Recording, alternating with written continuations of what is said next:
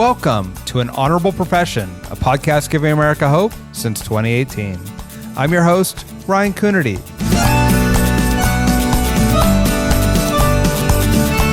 As always, a reminder that An Honorable Profession is a New Deal Leaders podcast. The New Deal is an organization that supports some of the most thoughtful and innovative voices in American politics. I've been a member of New Deal for years, both when I was mayor of Santa Cruz and now on the Board of Supervisors for Santa Cruz County. You can find us at newdealleaders.org or wherever podcasts are found.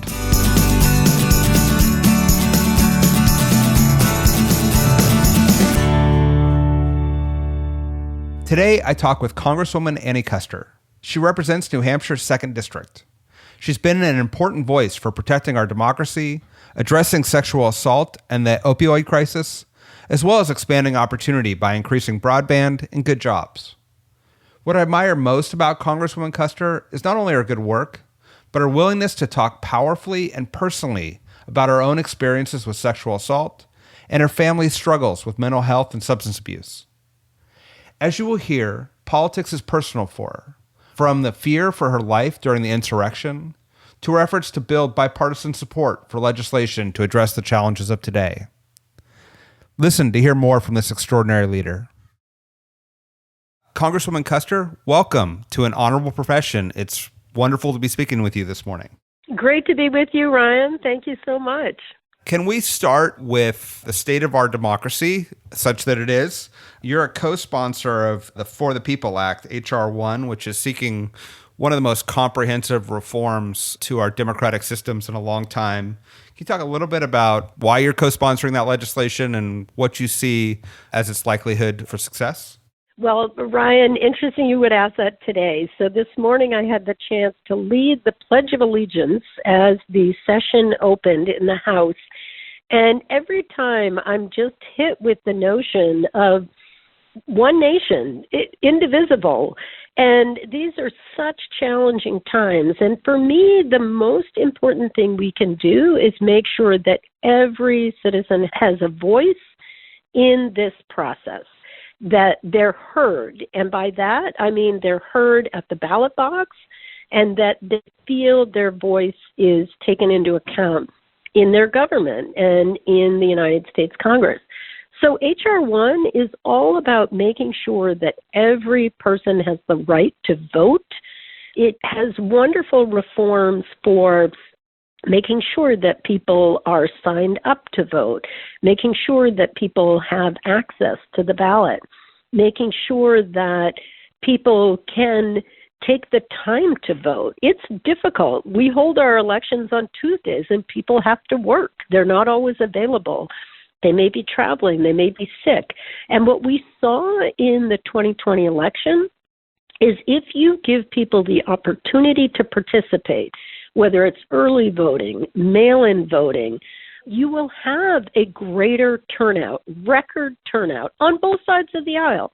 And I'd be the first to say, let's hear from the American people and hear how they're feeling about their democracy and their government, and let's make it very easy for their voice to be heard. I couldn't agree more, and especially as we're seeing some states, really go in the opposite direction, putting in more restrictions, making it even harder to vote than it already was. It seems as though federal action is more necessary than ever. It's true, and typically voting has been very local. The decisions around voting have been state by state. But what we're starting to see is a concerted effort in one party, the Republican Party, to deny the right to vote. And I think, honestly, there are parts of this country where Republicans have reached the conclusion that the only way they can win elections is if fewer people vote. And it's anti-democratic, and I think we should allow everyone the opportunity to vote. I come from a very purple district. It was a deep red district before we started to turn it a darker shade of blue. And it's because of people having that opportunity. Young people who are students on college campuses living there for 4 years, we shouldn't disenfranchise them because they've gone to college in another state. Older people who aren't able to get to the polls because they don't drive or because they're infirm, we should make sure that they have the opportunity to vote early or vote by mail in a way that's convenient to them. So that's, for me, every American should be heard. And I think you said it well when you're talking about the Pledge of Allegiance and indivisible. And one of the things I'm struck by is the number of bipartisan efforts that you're making on climate change, broadband access, response to heroin and sexual assault. Can you talk a little bit about why you're so committed to doing things in a bipartisan way, even as the country seems more divided than ever? It's more important than ever. And I will say my background is unique. I was raised in a Republican family. I actually worked on Capitol Hill 40 years ago for a Republican member of Congress. He was a liberal Republican. We don't have those kind of people anymore. But Pete McCloskey from California, I became the legislative director, worked there for 3 years, had an incredible experience, and knew in my heart that I wanted to come back to Congress, and had the opportunity to do so 30 years later. And what I knew from that experience is that it's a tough row to hoe to get legislation passed in the House, passed in the Senate, and signed by the President of the United States. Typically, our government is a divided government. So back then, the Democrats controlled the House and the Senate, but it was a Republican president. And I learned from my boss that the way to get things done was to create bipartisan coalitions on issues. Back then, I was working on ending apartheid in South Africa, the independence of Zimbabwe, interesting issues. And the way we did it is we put together bipartisan task force. And so that's what I did when I came back to Congress. The biggest issue in my district in New Hampshire at that point was the heroin epidemic, created from opioids that were widely available and were being prescribed in record numbers. And I reached out to my then colleague, Frank Ginta, and we created the bipartisan heroin task force, then called it the opioid task force, and now we've just merged it. I'm working with Brian Fitzpatrick from Pennsylvania, our Republican co-chair, Jamie Herrera Butler from Washington State, another Republican co-chair, and David Trone from Maryland. And David had a new member coalition last cycle that we've merged into our task force. We're now calling it the Bipartisan Congressional Task Force on Addiction and Mental Health. And the point being that if we want to get legislation that actually passes into law, we need to work in a bipartisan way. I also have a bipartisan task force to end sexual violence, working with Representative John Katko on the Republican side, and Dave Joyce from Ohio, and Jackie Spear, the other Democrat from California. And I'm very excited about the work that we can do together to combat sex trafficking, to take on sexual assault in the military and on college campuses, and really make a difference in people's lives. How are those conversations going? I guess I'm interested both in the substance, how will we address these very challenging but vitally important issues, but then also, in the context of a highly polarized environment, how do you sort of sit down with the other side and start to build those relationships? What's that look like? Well, we're in a unique situation. So first, let me explain that I was among the colleagues that were the last out of the gallery, the House gallery, on January 6th during the violent armed insurrection against our democracy. And truthfully, we all thought that we were going to die that day. So it's been very traumatic for us. I want to commend the Capitol Police for saving our lives and getting us out of there safely. But at the time, we could hear the angry mob of rioters pounding on the doors, and we knew that they were armed and dangerous, and we thought that there would be a mass casualty event. So to turn around and work with our colleagues, knowing that some of our Republican colleagues spoke at the rally with the president that incited the violence that day, they had family members that attended the rally, they participated in the objections to the election that created the environment for the insurrection. And what we've decided in our office, I've talked to my staff about, is I want to lean in to work with those members of Congress that believe in our democracy, that recognize the lawful election of Joe Biden and the historic election of Kamala Harris. And I will pick those relationships carefully, but these people that I'm working with now, the names that I mentioned, are among the people that believe in our democracy. They may have been disappointed in the election result, but they came to work the next day to do the work of the American people in a bipartisan way. And I think what I've said to them in our recent conversations, it's more important than ever right now that we can demonstrate to the American people that our democracy is strong, that we will get the work done of the American people, and that we won't be distracted by a handful of people who want to continue to create headlines. And is that being reciprocated?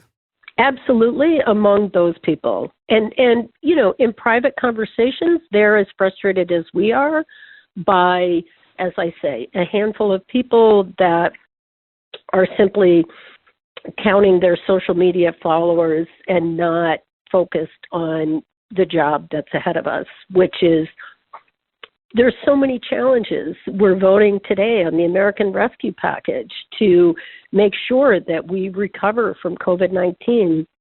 I serve on the Health Subcommittee, and we've been focused on making sure that we increase the manufacturing and production of vaccines and that we get the vaccine into the arm of every American, 300 million people. It's a very challenging, important task ahead of us. And that we rebuild, that we work with the president and the vice president to build back better. And so this American Rescue Package has funding for small businesses that have been hit so hard by COVID-19. It has a $1,400 stimulus payment to Americans that are struggling to pay the rent, pay the mortgage, keep food on their children's table. It has an extension of unemployment insurance for 16 million Americans who have lost their jobs and have no income during COVID-19.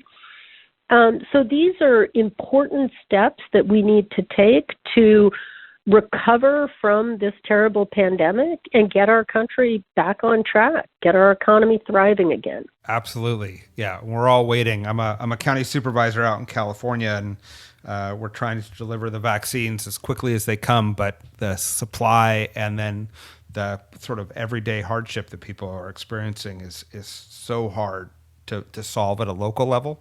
And it's such a struggle. Here's the good news. In the 5 weeks since Joe Biden was inaugurated, we've increased the production and distribution of vaccines by 70%. We're on track to get to 3 million vaccines per day and get them out to the American people. And we're going to reopen schools. There's funding in this package for teachers, for schools to reopen safely. We're going to get our economy back on track. We're going to get families back to work, kids back to school, and make sure that everybody is safe and fed and well cared for. I like it, and I can't wait. You just talked powerfully about the very real threat that you felt during the insurrection, and I'm sorry you had to experience, you and the other members of Congress had to experience that, and certainly the Capitol Hill Police as well. One thing that strikes me is you've been very forthright about tying your personal experiences and family experiences to the work that you do. And it's obviously politics is always personal, but it feels extraordinary in this time when things are so polarized and scary to expose yourself even further than you already do as an elected official. Can you talk about how you made a decision to bring, your personal stories into your legislative agenda? Sure. That's a really excellent question. Sometimes you make a decision and sometimes it happens to you because you're living a public life. So the one very profound experience for me and what led me to create this bipartisan task force to end sexual violence I had been a victim, a survivor of sexual assault myself 40 years ago when I worked on Capitol Hill, and I had never told anyone about it. And it was not until the young woman out at Stanford University told her story through a victim statement in a court hearing, and I realized that my generation's silence had, in a sense, made us complicit to an environment where people were not prosecuted for sexual assault, and we didn't tackle it as a society. And so I came forward and told my story on the floor of the House, and with a group of women members of Congress, and it was a very powerful moment for all of us. Likewise, with the creation of the Addiction Caucus, my own brother, 68 years old, was prescribed opioids for hip surgery, and for many, many months it was a series of surgeries, and ended up with an addiction to opioids and eventually to heroin. And to tell that story with his permission, who's now in recovery for 3 years, motivates me and it gives me the opportunity to connect with families across this country that are struggling with all of these issues. The issue about January 6th, we were thrust into the spotlight. I'm the woman in the blue jacket with the gas mask on that was in the photo that went around the world. I had friends in Norway inquiring if I was okay from seeing that on the front page of the paper in Oslo. And I think we were traumatized. I mean, I'll be the first to tell you, my colleagues and I, there were about 24 of us that were left up there. We were the very last to be evacuated. And it took about 5 weeks with counseling, and did some group therapy together around it, and had tremendous support from our families. And look, as I said, there's such important challenges that our country faces that we don't really have time to be incapacitated from this work. We've got to move forward and take on and fight for the American people. But at the same time, we do have to take care of ourselves personally and make sure that we're healthy and capable to do the work. And it's compounded by a part of this job that the American public isn't aware of, but it's not the first time that we've had death threats. Many of us from time to time deal with unstable people that are making threats against our lives. And, we've all had to invest in greater security, and it's very challenging for our families right now. It's hard, but it's important, and I'm committed to the democracy, and more important than ever before, I want to make sure that American voices are heard and we're not silenced by this type of violence and bullying. Public office is already a big enough challenge. I think it's incredibly unfair that people have to then, feel like they're risking their lives in order to serve their country in elective life. There's a level of craziness that hopefully will come to an end sometime soon. Well, and I do want to make sure that I give a shout out to the Capitol Police, to the D.C. Metropolitan Police that responded, and to the National Guard that are here protecting us now from ongoing threats to blow up the Capitol. I mean, this is a really challenging time for our country, and we need to make sure that our government continues through it. But we couldn't do it without the support of these incredibly courageous people who are protecting us every single day. And, you mentioned this, but it's important to note on January 6th, 140 Capitol and Metropolitan Police were injured, many of them traumatized and still coming back to do their work. We have conversations on a daily basis. They're concerned for their colleagues. People have serious injuries, life-changing injuries, head injuries, loss of fingers. One officer is going to lose an eye. And they were beaten and violently attacked And mind you, these are people whose normal duties, when we're not during COVID, there's 10,000 visitors here, tourists that flock to our capital as the iconic symbol of our democracy, teaching their children about their history. And these officers are typically directing traffic and opening people's purses to make sure that they're safe going in and out of the building.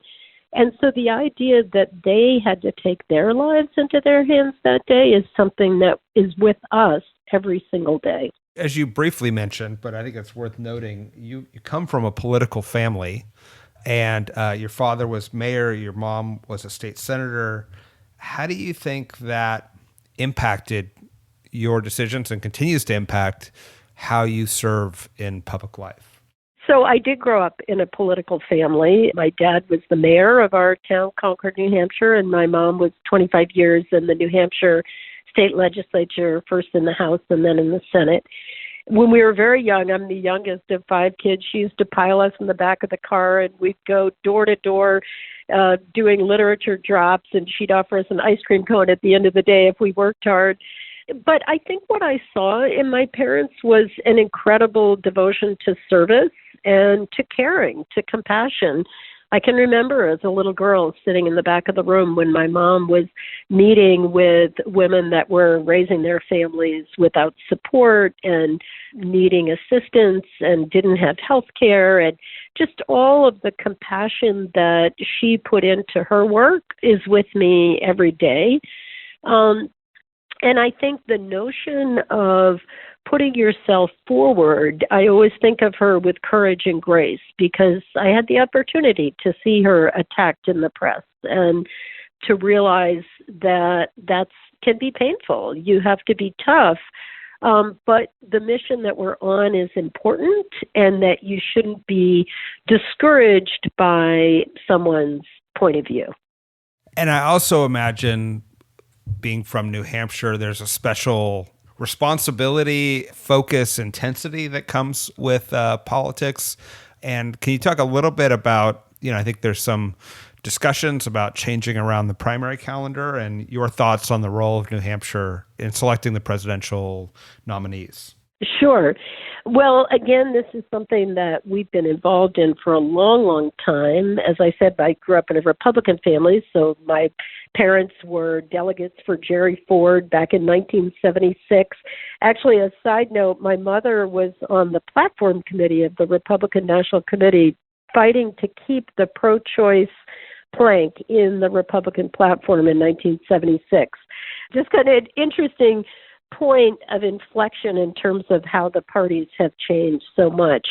But I've been a Democrat my whole life since I first voted for Jimmy Carter, and have worked on a number of presidential elections going back Al Gore and then John Kerry. I got very involved, chaired the Women for John Kerry, went to the convention for Kerry. And then Barack Obama was the big breakout for me. I just poured my heart and soul into it. I was a soccer mom with 2 sons, and growing up and juggling 2 careers. And in our family, it was a busy time, but I just felt that Barack Obama spoke to me, and got very involved. Again, chaired the Women for Obama and was a delegate out to Colorado to that convention in Denver. And then more recently got very involved. This cycle, I decided to just welcome all of the candidates to New Hampshire.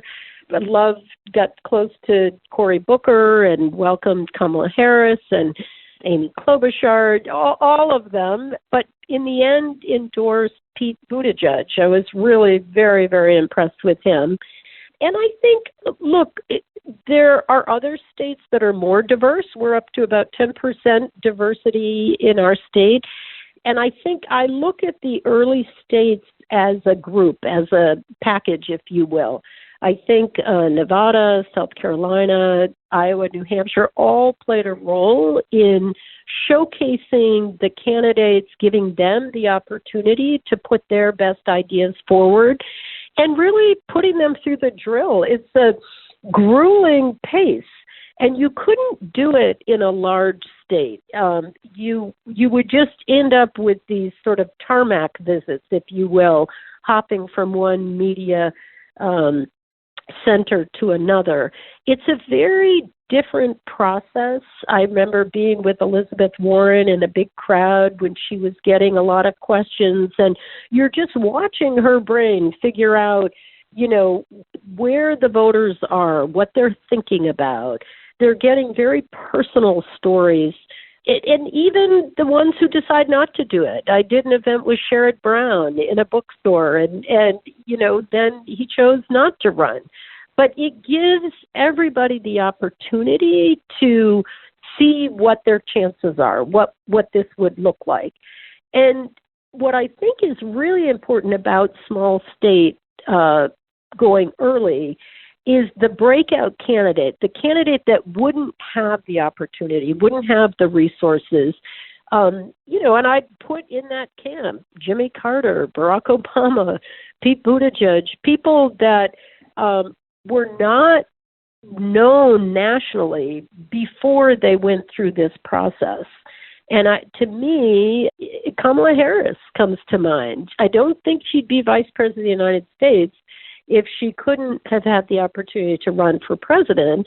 And the reason she had the opportunity is that she could come to Concord, New Hampshire. I took her to the bookstore where we were doing events, and she met a lot of people and launched her campaign. And I think that is an important part of how our democratic process works when it's open and available for everyone.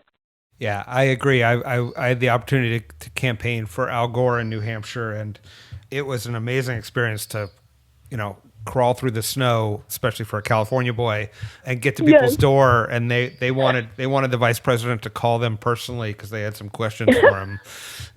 It was. They do get a little spoiled. I will acknowledge that. Well, he hasn't shoveled my walk.